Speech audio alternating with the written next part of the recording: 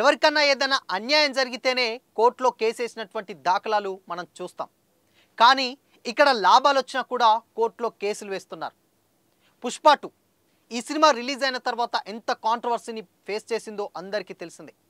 Release అయిన తర్వాత, success అయిన తర్వాత, కనీసం లాభాలు వచ్చిన తర్వాత కూడా సోషల్ మీడియాలో ప్రతి ఒక్క విషయంతో వైరల్గానే మారుతుంది.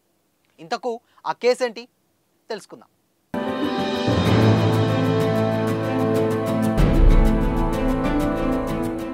Hi hello, welcome to Disha TV. Icon star Allu Arjun గారు, డైరెక్టర్ సుకుమార్ గారి కాంబినేషన్లో వచ్చినటువంటి సినిమానే పుష్ప 2. పుష్ప 2 సినిమా రిలీజ్ అయిన తర్వాత అది ఎంత కాంట్రవర్సీ ఫేస్ చేసిందో అందరికీ తెలిసిందే. సంధ్య థియేటర్ ఇన్సిడెంటు ప్రతి ఒక్కరికి తెలిసిందే. అక్కడ రేవతి అనే మహిళ జరిగిపోవడం జరిగింది. ఇప్పటికీ బాబు పరిస్థితి కూడా అంతే సీరియస్గా ఉందని స్టిల్ చెప్తూనే ఉన్నారు. కానీ ఆ సినిమా ఎంత కాంట్రవర్సీలు ఫేస్ చేసిందో కలెక్షన్ల పరంగా కూడా అంతే కలెక్ట్ చేసింది. దాదాపు ఒక 1871 కోట్ల వరకు కలెక్ట్ చేసి నెంబర్ 1గా ఉన్నటువంటి బాహుబలి 2ని కూడా బీట్ చేసి పుష్ప 2 ఇప్పుడు నెంబర్ 1లో ఉంది. అయితే సినిమా ఎన్ని కాంట్రవర్సీస్ వచ్చినా కానీ హిట్ టాక్ మాత్రం ఎక్కడ కూడా తగ్గలేదు. ఈవెన్ నార్త్లో అయితే పుష్ప 2 సినిమాకు వచ్చినటువంటి క్రేజ్ ఈ మధ్య కాలంలో తెలుగు సినిమాలకి ఏ సినిమాకు కూడా అంత పెద్ద క్రేజ్ రాలేదు. దానికి కారణం నార్త్ వాళ్ళకు అలాంటి సినిమా ఎక్కించడంలో డైరెక్టర్ సుకుమార్ గారు 100% సక్సెస్ అయ్యారనే చెప్పొచ్చు. అయితే ఇప్పుడు ఎవరైనా కానీ మనం బిజినెస్లో ఎందుకు చేసుకుంటాం? మన ఫ్యామిలీని మనం బ్రతకడం కోసం చేసుకుంటున్నాం. సో అందుకోసమనే వాళ్ళు కూడా పుష్ప ప్రొడ్యూసర్స్ కూడా ఆ బిజినెస్లు చేసుకుంటున్నారు.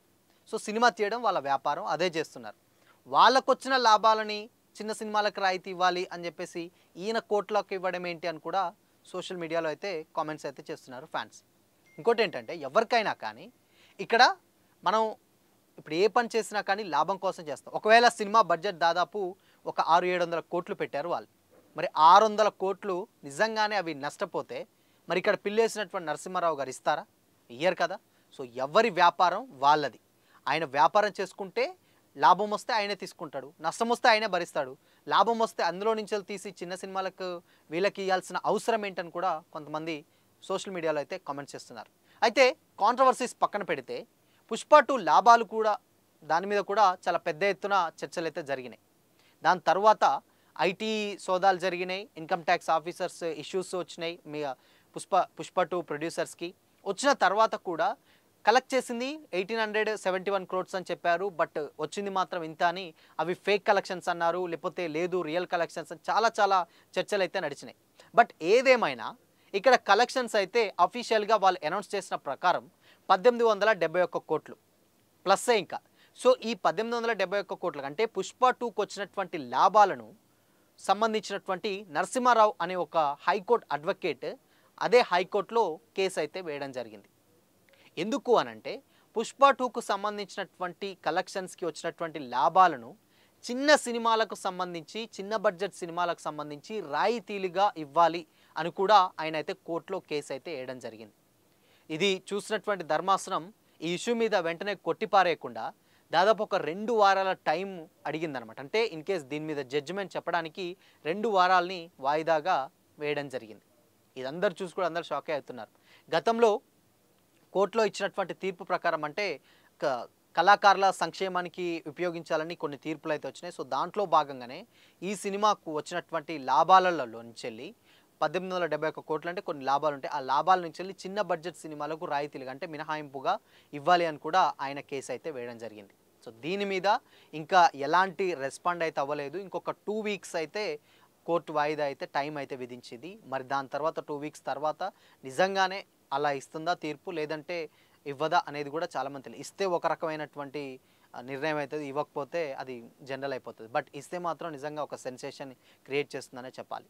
ఏదేమైనా కానీ పుష్ప 2 రిలీజ్ అయినా కానీ ఇప్పటికీ కూడా సోషల్ మీడియాలో ఏదో ఒక ఇష్యూ తోటి వైరల్ అవుతూనే ఉంది. సో ఇక దీని తర్వాత అల్లు అర్జున్ గారు కూడా ఆ ఇన్సిడెంట్ తర్వాత ఇంకా డైరెక్టర్ అట్లీ గారి కాంబినేషన్లో సినిమా చేయబోతున్నారు సంగతి అందరికీ తెలిసిందే. ఆ సినిమా కూడా గ్లోబల్ లెవెల్లో రిలీజ్ చేయడం జరుగుతుందని కూడా ముందే చెప్పారు. అట్లీ గారి డైరెక్షన్ మనకు తెలిసిందే కదా. అటు నయనతార గారిని పెట్టి బాలీవుడ్కి తీసుకెళ్లారు. ఎస్పెషల్లీ హీరోలని బాలీవుడ్కి తీసుకెళ్లడం వేరు, బట్ హీరోయిన్స్ని తీసుకెళ్ళడం అలాంటి రేర్ క్వాలిటీస్ ఉంటాయి అట్లీ గారిలో. ఆయన సినిమాలు కూడా చూసినటువంటి సినిమాలు కూడా చాలా ఇంపాక్ట్. జవాన్ ఆల్రెడీ దాదాపు బాలీవుడ్కి ఒక 1000 కోట్లు కలెక్ట్ చేసింది జవాన్ సినిమా గతంలో వచ్చినటువంటిది. ఇప్పుడు ఆయన డైరెక్షన్లోనే అల్లు అర్జున్ గారు అండ్ ఇదే సినిమాలో శివకార్తికేయన్ గారు తమిళ నుంచి వెళ్ళి చాలా ఒక మంచి కీ రోల్ అందులో ప్లే చేస్తున్నట్టు కూడా టాక్ అయితే వినిపిస్తుంది. సో దీని మీద ఆల్రెడీ చర్చలు అయితే నడుస్తున్నట్టు తెలుస్తుంది. ఇంకా అఫీషియల్ అనౌన్స్మెంట్ అయితే రాలేదు, కానీ నెక్స్ట్ అల్లు అర్జున్ గారి సినిమాలో మల్టీ స్టారర్ అని చెప్పొచ్చు. అటు శివకార్తికేయన్ గారు సేమ్ టైం అల్లు అర్జున్ గారు ఇద్దరు కలిసి స్క్రీన్ షేరింగ్లో డెఫినెట్గా మనం చూస్తాం అనే అనుకోవచ్చు. సో ఇంతవరకు అయితే అఫీషియల్గా రాలేదు, మేబీ యాక్సెప్ట్ చేస్తే చేయొచ్చు కూడా. ఎందుకంటే అట్లీ గారి డైరెక్షన్ ఏ విధంగా ఉంటుందో తెలుసు మనకు.